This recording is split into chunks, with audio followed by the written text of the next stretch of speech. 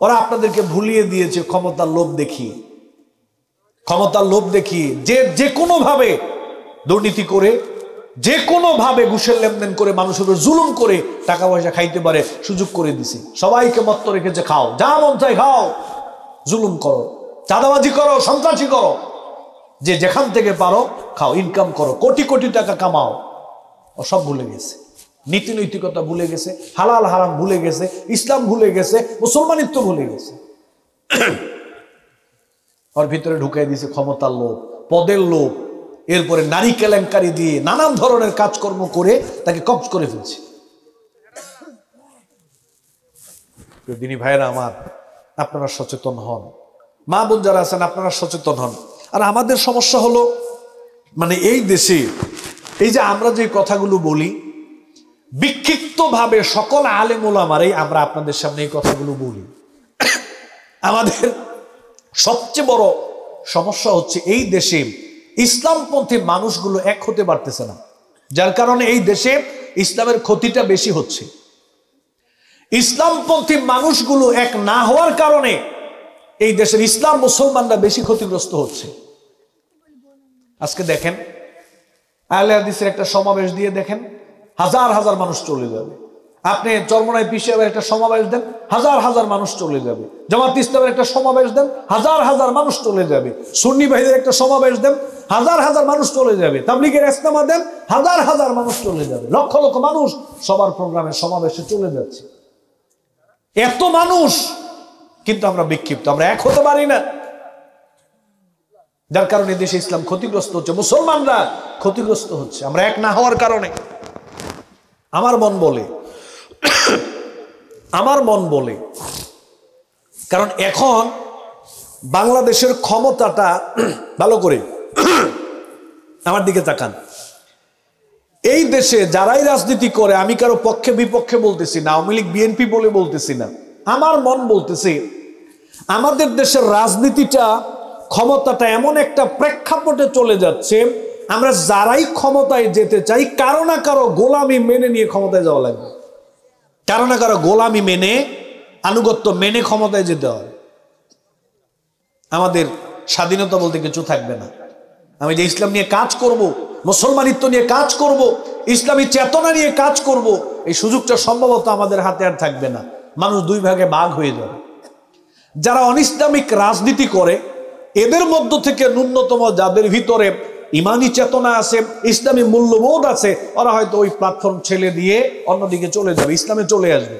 কিন্তু কিছু মানুষ আছে, আমার দৃঢ় বিশ্বাস, আওয়ামী লীগ বলেন, বিএনপি বলেন, জাতীয় পার্টি বলেন, নাস্তিক বলেন, বাম বলেন, এমন একটা সময় হয়তো সামনে আসতেছে, এরা ক্ষমতার লোভে পড়ে শুধু ক্ষমতার জন্য এরা এক হয়ে যাবে।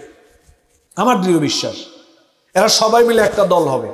এদের কাছে ইসলামের দাম থাকবে না, মুসলমানের দাম থাকবে না, কোরআন হাদিসের দাম থাকবে না, এদের সামনে থাকবে শুধু ক্ষমতা। এদের ক্ষমতা লাগবে, টাকা লাগবে, বাড়ি গাড়ি লাগবে। এরা ইসলামের এন্ট্রিতে চলে যাবে, এরা কুফফার শক্তির অধীনে কাজ করবে। কিন্তু আসার জায়গাটা ছিল ওই সময়ে এই দেশের সমস্ত আলেম ওলামারা, মুসলিমরা, ইসলামপন্থী মানুষরা এক হয়ে যাওয়ার কথা ছিল, বা এক হইতে পারলে ভালো হতো। কিন্তু আমরা বর্তমানে যে অবস্থা দেখতে পাচ্ছি, আমার মনে হয় ইমাম মাহাদি আসার আগে এই দেশের আলেম ওলামারা এক হবে বলে আমার মনে হয় না। ইসলামপন্থী মানুষরা এক হবে বলে আমার মনে হয় না, কেন জানি। হইলে আলহামদুলিল্লাহ ভালো। দিন যতই যাচ্ছে সংঘর্ষ, দূরত্ব ততই বাড়তেছে। ওয়াজ মাহফিলের মঞ্চে একজন আরেকজনের বিপক্ষে বলতেছি, আমি অমুকের বিপক্ষে বলি, সে আমার বিপক্ষে বলতেছে, একই মঞ্চে। অথচ এই সময়টা এমন একটা সময়, আলেম ওলামারা পারস্পরিক কাদা ছোড়াছুরি না করে বরং কিভাবে কাছাকাছি আসা যায়, এক হওয়া যায়, এই দেশকে রক্ষা করা, দেশের মুসলমানদেরকে রক্ষা করা, ইসলামকে টিকিয়ে রাখা, দেশের সার্বভৌমত্ব রক্ষা করার জন্য আমাদের এক হওয়া উচিত। ঠিক কিনা ভাই, বলেন ঠিক কিনা? আমাদের বিরোধিতা বন্ধ করা উচিত, কাছাকাছি আসা উচিত। ছোট ছোট বিষয়ে মাসলা মাসাইল, ইখতিলাফি, এগুলো নিয়ে দূরত্ব সৃষ্টি হওয়াটা উচিত হবে না। ওরা এক হবে, ওরা এক হয়ে যাবে, কারণ ওদের দরকার ক্ষমতা।